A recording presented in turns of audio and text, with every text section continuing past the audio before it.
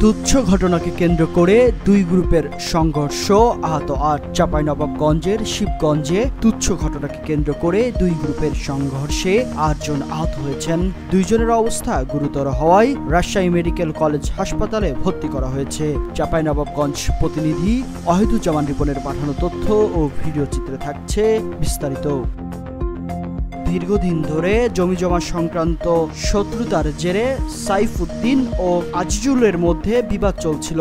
গত ১৬ মার্চ রবিবার ইফতারির পর শাহবাজপুর ইউনিয়নের ১৩ রশিয়া গ্রামে আজিজুল হকের লোকজন বিভিন্ন দেশীয় অস্ত্র নিয়ে সাইফুদ্দিনের লোকজনের উপর অতর্কিত হামলা চালায়।